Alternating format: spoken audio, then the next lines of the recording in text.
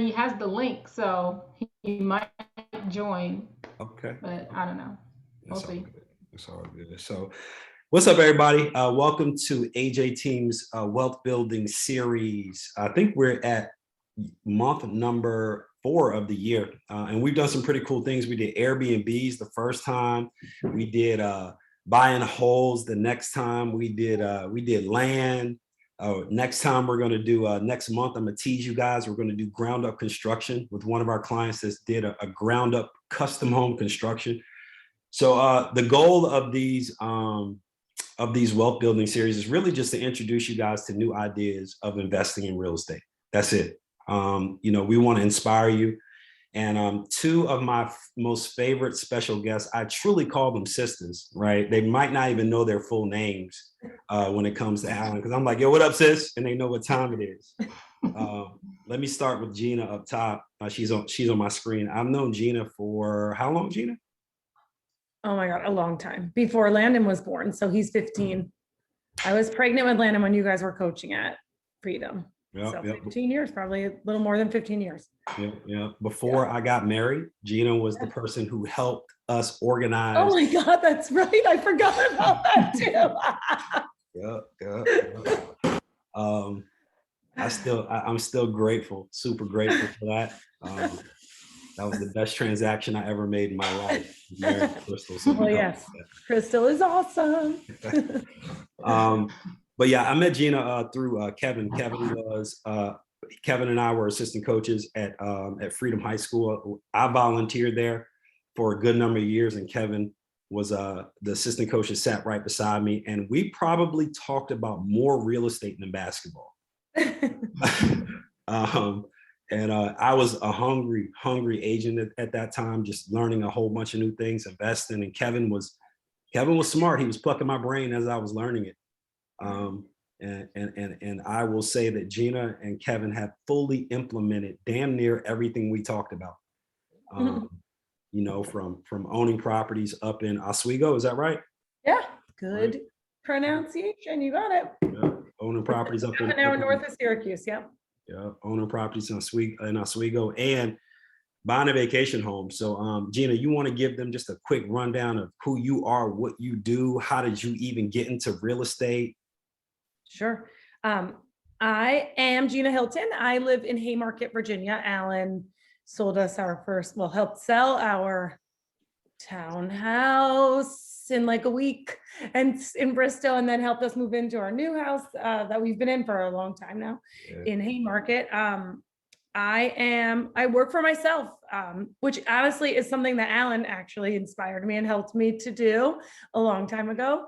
I used to be the director of sales at a golf club, and it wasn't not my passion.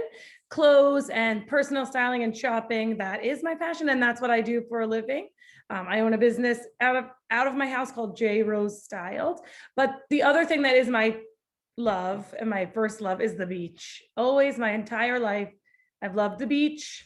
Going to the beach with my mom and my sister, and Kevin and I always knew that we wanted to retire at the beach, and we figured like we still are quite a ways from retirement, and why should we wait?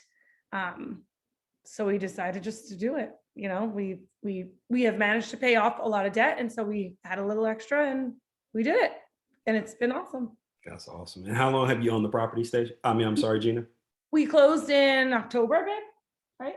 Yes. Yeah, we closed the end of October, and we put it on the VRBO and Airbnb market in February of this year, this February, and we are almost fully rented. We're fully rented for June and July, and we're rented for lots of weekends in May, and we almost every weekend in April. And so, yeah, it's going really well. That's awesome. Yeah. I'm a follow-up one question, but Stacia, let me give you the cool intro. I've known Stacia for actually longer than Gina, and Gina's been a long time. Stacia is a George Mason alum. And we started talking real estate very early in our friendship. Became friends through my wife and through her best friend, and they all kind of, had a good relationship. And Stacey's always been one of those you guys are eerily similar, like way smarter than your husbands. you know, Wow. the crazy thing is that your husbands were probably more entrepreneurial than you at first, right? Kevin was probably the one, he was in my ear pushing, and Ricardo was the one that was pushing. But I've always seen you guys as being like the entrepreneurial, like brains, the capital behind it. So Stacia, you want to tell us a little bit about your journey with the AJ team and how you ended up getting into the vacation rental space? Yeah, Stacia Cunningham, like Alan said, known him for a very long time. He also sold our townhouse and put us in this wonderful primary residence that we're living in right now. It's always been a great experience working with Alan and Crystal and the team. You guys are just amazing. Um, but we've always been interested, in like owning real estate. Like even after we graduate, right after we graduated from college, it's just we've always been interested in it. And one of the things that we wanted to do, we go to Florida a lot. And we had timeshare and we stayed at our timeshare, but it seems like we were always using our timeshare for Florida. So we figured, why don't we just get a property there and we stay there and then we use our timeshare to go everywhere else. So I connected with Crystal and Alan. They introduced us to a great realtor in the Florida area, in the Orlando area. And I mean, it was great working with him as well. So, you guys are all cut from the same cloth. But yeah, it's been really good. We closed on that property in June of last year, and we purchased the property fully furnished. That wasn't really a goal when we first went into this, but after searching, and there were so many properties that were being sold fully furnished, that became a goal. So we started focusing on that. Yeah, but it's been great so far. That's Yeah. cool. So I got a couple questions, and you guys can both chime in on this. I'll start with you, Gina. How did you choose Myrtle Beach? Okay, so we always liked Ocean City, Maryland. We live in Northern Virginia, 45 minutes west of DC. So we know that we have very busy kids, and we didn't want to buy something that was too far that we couldn't use it. And Ocean City, Maryland was the perfect distance, being 4 hours-ish away, but it was, number one, a little too expensive for us. And number two, the season was way too short for us to be able to actually rent it out and try to break even or make a little bit of money on it. So we went down to Myrtle. It's actually North Myrtle. If you're familiar with Myrtle and North Myrtle, they're totally different. Yeah. It's about half an hour north of regular Myrtle Beach, right below Calabash, North Carolina. So it's about a 6-hour drive. So we figured that was a manageable distance for us to do That's awesome. and be able to go for the weekend. Yeah. Cool. So you said you visited Florida a lot. Did you visit Orlando a lot, Stacia, or did you kind of have to? Specifically Orlando. Yes, Orlando. Yeah. So Disney parks and all that. So there was never any other vacation rental place that you were thinking about buying, only Orlando? Not really. A friend had told us about Delaware, and I think I reached out to you, and you said no. So I was like, okay. I think too short of a season, too short. Yeah. So, and that was the end of it. I mean, I trust Alan. So Yeah. I was like, okay, let's go to where we normally, where we typically go. And we always do like the Disney parks and all that. So we try to find something that's in close proximity to that, not too far. So this is about 20 minutes. It's not Orlando, it's Davenport, which I didn't even know about. Yeah. But it's close to Orlando and it's cheaper. Yeah. Yeah. Y'all wanna how much did you pay for this station? 324. So we had put in a higher offer, and the appraisal came back lower than what we put in, but there was a contingency in there that we wouldn't pay more than 3,000 over the appraisal price. So I think we ended up paying like 324, 317. Okay. Was it, Like- it was competitive?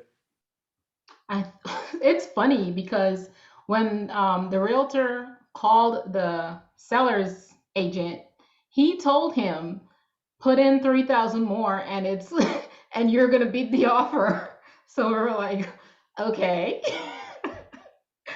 So I don't think they had a lot of offers, but I know the reason why they didn't have a lot of offers because the pictures that they had were awful. It's Mm. like they took the pictures with with a phone and they listed, and that's what the realtor was awful. And that's how they listed it. So we didn't even plan on going to visit that house. We were visiting a house across the street, and then we saw it and we were like, we're here, let's just go take a look at it. And we walked in and we were like, oh my God, like these pictures does no justice to that house, you know? So I mean, we say all the time the house it's a blessing. It was waiting for us. The fact that these pictures were so awful and they didn't have a lot of I don't know if they had a lot of traffic or not, but yeah, our pictures are way better. No, your Yeah. pictures are dope. Nice. Ladies, I got a question. So, what percentage of this purchase was enjoyment for your family versus investment? If you had to put it into like a ratio of 100. I think Kevin and I disagree on that number. I mean, I don't know, probably 60-40, maybe 60-40 rental to enjoyment. So 40% enjoyment, only because of sheer time that we have, because our kids are so busy. Right. And we just don't have the time. And Kevin's so busy with sports, and we just don't have the time to get down there. If we had more time, we would probably use it more. Yeah. Yeah, for me, I would probably say 10% enjoyment, just because we can only make it up there maybe once Right. or twice a year. Yeah. So That's fine. maybe 10, 15 enjoyment. We're thinking about a second one in a different market that will probably just be like 100% investment. I got you. I Yeah. got you. Okay. So tell us about the buying process. Like, it's hard enough buying a house like when you are here. Like, how did y'all wrap I was with both of y'all when y'all made buying decisions. So I know that there's a level of detail that both of y'all ladies have to have when buying a house. How did y'all pull that off without being down there? Well, you want me to go? Okay. I would say it's the realtor, really, because we lined up a bunch of properties that we wanted to see. He sent us some, we found some, because we're very involved when we're looking for property. And then we would send him links. He probably got tired of us. But yeah, and we lined them up and then we picked a weekend to go down there. It was actually last year's Mother's Day weekend. We went down and we spent 2 days just visiting properties. And that was it. That was the only trip that we had down there. The realtor and his equivalent to Don. I don't know what that. Don the vet. I don't know if anybody's equivalent. Exactly. There's no There's equivalent. nobody equivalent to Don. So, I mean, they pretty much handled everything. He visited the property for inspection. He went over there to collect the keys. I mean, he mailed us stuff. It was just great because, having someone on the ground just taking care of everything and you can trust them. And I mean, I would just say the realtor is what made the process simple, being out of state. What about you, Gina? Ours was a little different. I am a little crazy, and when I want something, I just make it happen. So Kevin had mentioned that maybe we could do this, and I was like, wait, what? Okay, we're gonna do that. We're doing it then.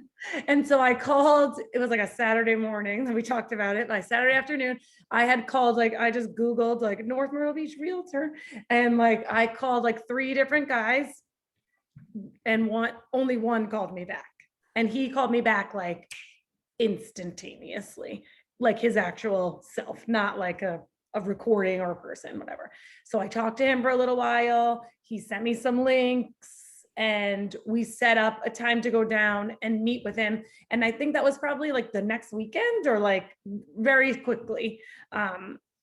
So we met him down there. Kevin and I went with the boys. We actually first looked at single family homes.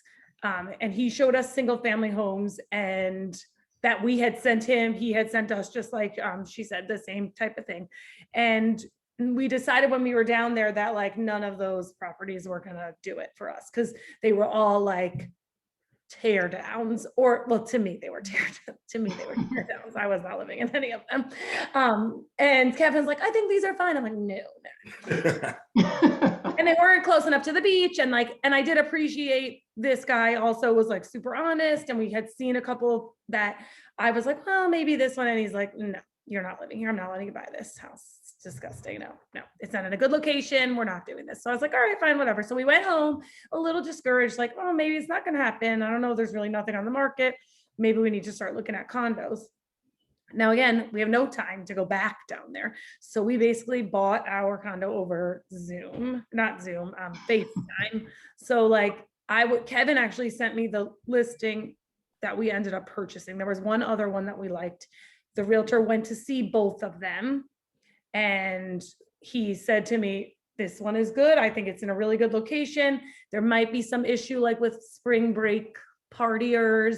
We were like, whatever, we're not there, who cares? Right. And you're not renting to anyone under 25. And so we did it via FaceTime, the initial tour, if you will. And then we put in an offer, and there were two other offers. We put in an offer for 207, I think, or 206,999. And there were two other offers that came in. And so we decided that we were going to just waive everything. Like we waived it all. Like we waived like appraisal, and we waived inspection. And Kevin actually called Alan to ask his advice on that. And we figured it's a condo, the comps are there, it's going to appraise. What could really be wrong with it, right? Other than maybe that we have to put in a new like HVAC. So, okay, so we're going to spend $5 or $6 grand on an HVAC. And we actually ended up doing that. Right. But for the price that we got it for, our budget was higher. So we were like, whatever, we're doing it. So we went in with that strong offer. And because of that, we got it. I think that in South Carolina, they don't do that. They don't waive like appraisals and stuff like they do here in crazy Northern Virginia. And so he was like, are you sure you want to do that? We're like, yes, we're doing it. And they accepted the offer. No, that's cool. That's a good price. That's a It great was, price. I know, and it's 2 bedrooms, 2 bathrooms, 100 steps. Well, 100 of Kevin's steps to the beach. In mine. To the beach. Yeah. How did y'all underwrite the house? I mean, obviously you said it was part investment, part family, but when you started to look at your numbers, like how did you start to like quantify like, all right, this is going to be a good investment, or this isn't going to be a good investment, Stacia? Yeah, I think we got some numbers from the previous owner. Like they sent us, numbers that from previous rental, because our plan was to do Airbnb, like going into it. So we did get some numbers from them. So I mean, we knew it was going to be like profitable based on that. Also, I think they were only able to like use the property as an investment for like a year. Then COVID happened.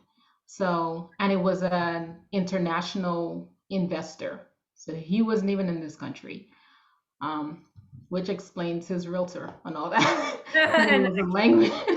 There was a language barrier with our realtor and his realtor, and the realtor's daughter had to translate. It was just because they spoke Spanish, and waiting on the daughter to translate between my realtor and their realtor. It was just like I said, the house was waiting for us. Yeah, that's cool. That's cool. What about you, Gina? How did you and Kevin underwrite it? Yeah, so there was no history on ours because it wasn't a rental before. It was people, I think it was probably their second home. So we just had to go off of like comps and other things that were renting in the area that were similar size.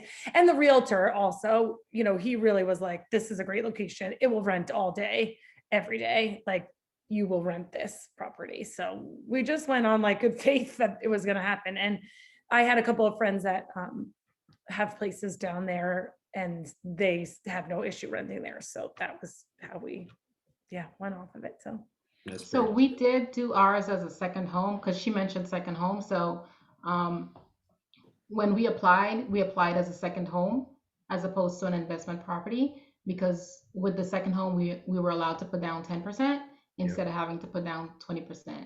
So that's something people should know. If it's the second home, less down payment. Yeah, and lower interest rate. yes, that's how we did it too. We bought it as a second home and not a rental. So we have to rent Yeah. it less than 6 months of the year, which is no problem. Yeah, it's so what are the guidelines for a second home, ladies? Tell me, do you know what the guidelines are? Like, are there any requirements? Yeah, I, I think for us, it was, you had to rent it less than, right, babe? Just less than 6, you had to rent it less than 6 months. Does it have to be a certain distance from your house to your primary residence? Yeah, you can't have like a second one. And you can't have a second one in the same like market. Right. So we can't have another one in North Myrtle. We could buy in like Hilton Head Mhm. or something, but yeah. Got you. so would that be a third home? That would be a third home. That would be a third home, but you would put 10% down on the third home. No, these ladies just gave y'all a mega tip. And everyone in the chat, start putting your questions in. Any questions that you're going to have of these wonderful ladies and entrepreneurs, like, and real estate investors. You know, you guys are all of that. Like, you are real estate investors and entrepreneurs, and honestly, developers in my eyes as well. Tell me about property management. Tell us a little bit about how that's going. Obviously, you're doing short term. Are there any tips or tricks or things that you guys learned so far in the property management space? Yeah, so for me, I had a spreadsheet and I had about 5 different property managers in the area that I called. I had all my questions. I asked everyone the same questions. So I evaluated them based on all the same criterias. And I just picked one that had better pricing, that wasn't trying to nickel and dime me on everything. And yeah, we picked so far it's been good. They communicate on WhatsApp. You know, we did a video call when I was interviewing them and all that. And they take really good care of the property. And even when we go to the property, you know, they have like these gifts out for you. They take really good care of the property. So, That's but awesome. I would say you really want to do your research finding a property manager because I've heard of some horror stories and you know you're not there and you have to give power of attorney for them to handle everything. One thing I would say is don't relinquish all of your power to them. So since they have power of attorney, they can pretty much pay your HOA. They can pay everything. Um, but for me, I like to make sure I am paying all of my bills except for utility bills. Um, you know, I have everything set up on auto pay and they have access to all that so they can see it. But in terms of paying my HOA, I don't want them paying it. I want to pay it so I know it's getting paid and they're not just taking the money out of my sales, you know, as you can say. So one thing I would say is just make sure you're in control of paying all your bills so you know it's getting paid and you're not depending on someone else to pay it and it's not getting done and you think it's getting done. Got you. We manage it ourselves. We manage it ourselves. And so far so good. What we're finding is the most important thing is communication with these people that are staying there and like being quick. Like everybody always comments how fast we are to respond. So we've got to be on it as far as responding to people and their questions. And then the cleaning lady, like since we don't have a property manager, we have to hire the cleaning lady. Kevin found a great website that he uses or an app called Turnover B&B. I Hmm. can put it in the chat for anybody who's interested in that. And the cleaner, when you post like available like dates that you're rented, they can, like, you can sync your calendar so they see it and they can bid it and sign up for it. And so like we've already had to fire one cleaning lady because we had a complaint.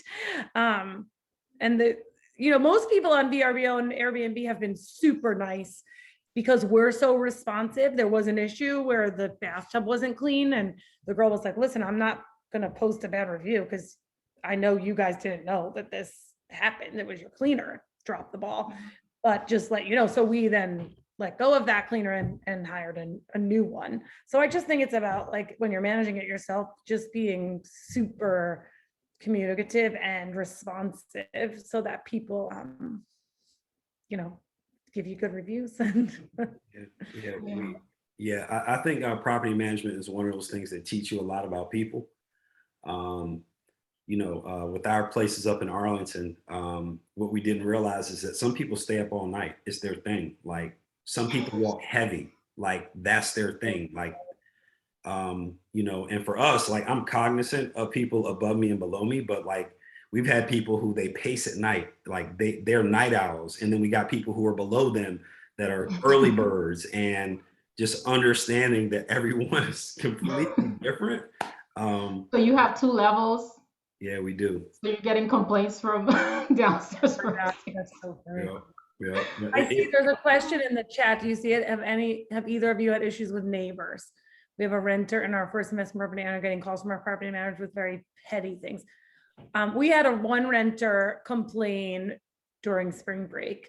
So like I said, we don't rent to anybody under 25. So this was like an older gentleman. And I think that the people underneath us rented to somebody that was younger, and they had a party. And he sent us an email the next day, like saying that there was a party the night before and they were up all night. And like, I just wrote back apologizing to him, but I mean, I would have just called the cops if it was me. And there is a guy that lives in the building all year long and he did call the cops on them. So, I just apologized, but we haven't had any issues yet. So I haven't heard of anything, and honestly, I wouldn't, because the property manager does not tell me anything. Unless there's a problem with the house, I wouldn't know if there is any complaints or anything like that. So yeah, they literally handle everything. Yeah, we same thing. My partner handles all of our property management duties, and I'm glad he does, because I'm real. I'm emotional sometimes when it comes to conversation. Kevin Hilton, he's not emotional. Oh, we had no idea, Alan. Kevin Hilton has zero emotion when it comes to. He told me I had too much stuff hanging on the walls. I was like, oh, it's gonna get rented because it's cute. Be quiet. It is cute. It's cute. It's cute. I love both of y'all. You got a pool station. I love it. Oh yeah, that was a criteria. Yeah, I love it. All right. was So the next necessary. question is, how much time do you think you invest in managing your own property, Gina? Not that much. I mean, you don't feel like you spend a ton of time, do you? 20 minutes a week. Maybe 20 minutes a week. Like, it's nothing. Like, ours is small too. I think that's another reason that we're able to do it right now, because it's a small thing. And it's a limited season, right? People will rent it in the off season. We had a couple of renters in the winter, but it's cold in Myrtle in the winter. So I think it's not that much time. And I work for myself and I work from home. So it's not something that's not manageable. I spend no time. I have everything's on auto pay. Property manager does everything. The only thing I do is probably approve something that needs to be purchased. So I spend no time, and I'm thankful, because honestly, I couldn't imagine having to deal with it. I probably would sell the property just because I have so much going on. Yeah. It would probably stress me out. So to me, it's worth it just paying them to deal with all that. Like it? It's very expensive for property. Yes, the property management in our market is really expensive. That was what about 25%? 20% for me. Like somewhere, 18 to 25%. Yeah. Yeah, So that's about similar. right. Yeah. That's We about don't right. want to. But they do a lot of things like for free. Like they change the filters. Like the reason I like them is because they didn't nickel and dime, It's like Right. they did a lot of things that you would pay like $20 or $40. Yeah. Like they will just do it. Yeah, that's good. Andre, what's up, man? Do you know if it's a buyer's or seller's market in and around Virginia Beach or Ocean City? I will tell you that it is not a buyer's market anywhere on any vacation rental spot right now. That a lot of people have a lot of equity in their property, and we're seeing a lot of our clients that have been kind of like you guys have been in your properties for 10 plus years, got a bunch of equity, would have probably invested and probably did invest in some things in other markets, and just felt like it was time to go to a vacation rental space. But that doesn't mean that it's not a good time for you to buy in those markets. If you do need agents, I got a really good agent in Virginia Beach, and I actually know a good agent in Ocean City. They specialize in vacation rental, so I can connect you with both of those agents if you wish. I think we got one more question, ladies. I'm gonna let y'all get to your cocktail. Knowing what you know now, Gina, are Mhm. there any regrets? No, like love it so much. Like I wish that it was a little bit bigger, but we will get there. We bought what we could afford, and we're not the type of people that like to take silly risks. For us, this was the smartest thing to do. Like I said, if it wasn't $100,000 more to have a third bedroom, that would have been awesome. But that's the only, I guess, regret, if you will. But I have zero regrets about doing it. It's every time I go there, I'm like, why can't we just live here? That's how my kids are. Like they don't want to come home. Wow. Stacia, any regrets for you? None at all. My husband kind of made me jump into this, but no regrets at all. It's been profitable. There are good months and they are not so good months. The ones that are good are great. The ones that are not good, at least they pay the mortgage. Right. So it's been good. That's good. And I'm looking just at the numbers here.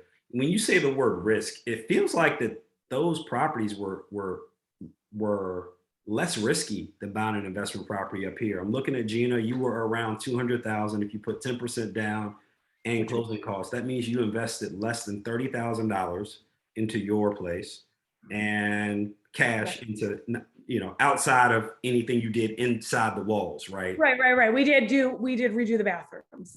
Right. Yeah. Which looked We nice. did redo the bathrooms. Yeah, we did. So if you redid the bathroom, you probably put about 40,000 total into it. 45, yeah. Including HVAC too. 40 because we got a new HVAC too. Okay, so you got a new HVAC, you remodeled your bathroom. Yeah, both. So you put 45 cash in. Kevin, what do you think you will net off of this property when you get a full year? I don't know, first year, maybe like 3 or 4K. And then it grow from there. But for us, really, the goal, obviously, we would love to make money on it, right? The houses that we have in Oswego that we rent, the college town where we rent, we will never stay in those ever, forever. And those were always to make money, like real money. But this was to be able to get something at the beach where we love to be before we were 65, and retiring. And someone's paying our mortgage for us, and we're building all the equity. So if we're making a 3, 5, 6K on top of that, that's because we were spending $20,000 tremendous. a year on vacation because we love to go to the beach. That's what we do. Yeah. We'd rather go to the beach than buy each other Christmas presents or birthday presents or do any of that stuff. Like we like vacation. So it just made sense for us, to do it now. And I'm doing some simple numbers here, and 45K in, $4,000 at minimum a month. That's a 10% return on your investment, not to mention all the tax write-offs. So, I mean, the way we do it, guys, and this is something you guys may want to think about, is we created an LLC for all of our, property management, not for the purchase of the properties, because they won't allow you to put it in an LLC unless you're buying it in all cash, right? But we write off all of our trips to Aruba, right? Because I see your hat. I see it. yeah. everywhere we go, we look at real estate. So we look at vacation real estate. So we have the opportunity to be able to write off all of our trips, LLC. right? Yeah, we did the same. We created an LLC and we just put the property in there. And that was recommended. We did an S corp for it, which was recommended by our CPA. Yeah. So that we were able to write off everything within that same year, as opposed to the next year. If we didn't do an S corp, she was telling us that all those expensive, we wouldn't be able to claim them until the year after. Got it. So let me clear that up. So Stacia said that she created an S corp for the property management. You didn't create an S corp for the ownership of the property, correct? Correct. Got you. Right. So in a good year, what do you think you'll gross, Stacia? Gross, Or no, say net. My bad. Net. um, Be conservative. maybe 15. 1,000. Yeah, Good Lord. Hold on. yeah, maybe 15. Hold on. That's You put that house was furnished. You put 40,000 into it. I think I think they put more than maybe like 46 or 47. Right. Let's say you put 50 into it and you are netting $15,000. Let's say you were netting 10,000. For the year. That's nuts. And that's not even For the including the time year. you're spending in the house. Right. Right. Yep. Ours was furnished too. I forgot to mention that. Ours was furnished too. And we saw the same thing, Stacia. Like everything they were all selling them furnished. Like Yeah. so if you're looking for a vacation home, like look for one that's furnished because they all come like that. And they Yeah. left good stuff. It was crazy. Yeah. So Stacia, you are at a 20% return cash on cash investment every year. Let me tell you guys, you do not I get that. mean, we closed in June. We closed at the end of June. The first week in July, we went down there. So we stayed in the property for that first week. Mhm. And the day we were leaving, someone was coming. Like we left around 10 a.m. A renter was coming at 4 p.m. So the property started renting that first month, you know? Yeah, that's crazy. So So that was this is I'm In Orlando. learning a whole bunch here about some stuff. Like I need to it's be the in Orlando. area. It's I the know, area. Kevin's like, I wait a mean, second, we're buying in Orlando. exactly. It's just the area. In the winter months, it's not that great. December was great. One week in December, which we didn't stay there for Christmas because we were going to make more money if somebody else stayed there for Christmas. Mhm. So, December was a great month. October wasn't great. November was so-so. So for last year, it was only October and November that wasn't that great. And this year, I mean, even February and March, I was even shocked by that. That were good months, you Yeah, know? That's Mickey Mouse. People love that Mickey Mouse. Yeah. I like the international airport. I like that it's easy to get to. I like that there are always flights from Dulles or National anytime you want to get down to Orlando. I love to golf. So, golf is pretty plentiful down there as well. There are a lot of wins. And the funny thing is we stay out in Davenport when we go out there because that's where Champions Gate is. That's where we are in Champions Gate. Yeah. So we stayed during COVID, we went to Champions Gate like twice. And it was about in traffic, about a 30-minute ride to There's the park. always traffic. Yeah. That's the only thing I don't like about it. It's always traffic. Yeah. But it's not DC traffic. Like it's different. All right. Man, it's 7:11, guys. And let me know if you guys have any more questions. We're about to get out of here.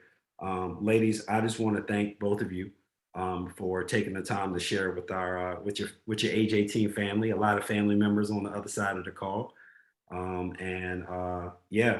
Next time y'all go on vacation and buy another vacation rental property, I want to come. I want to go with you to a room vacation property. Yeah. And here's the deal, guys. We got a direct line hookup with HGTV, so we're about to get our third client on HGTV. Cool. So I'm going to challenge y'all, ladies, that next time you buy a property, I want y'all to submit an application to do it on house. From bargain hunt, I'm ready.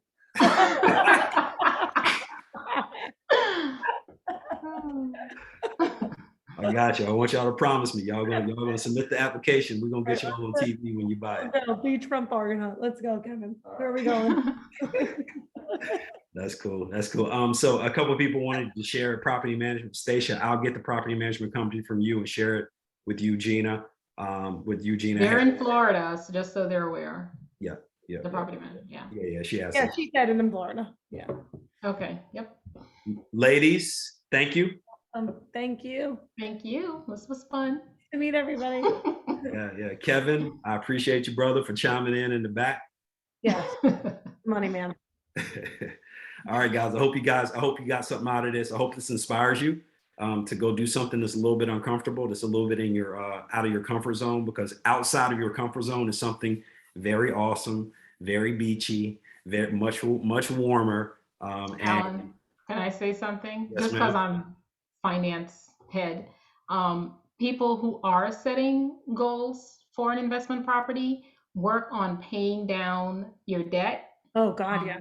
I mean, this is outside of maybe like your home and student loan, but any type of credit card debt or any type of unsecured loan, work on paying all those down, because you need to keep your debt to income ratio as low as possible to be able to qualify and save for your down payment.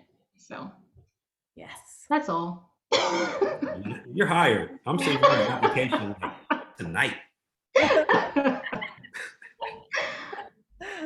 Yeah, get rid of that debt. That's right. Gina, you got anything to say? Part words? No, I'm just, happy to be here. Thanks so much for asking me. All right, cool. Yeah, All right, guys. Thanks, Alan. Everyone All be right. awesome. Bye, guys. Bye. Nice meeting you, Gina. Bye. Bye.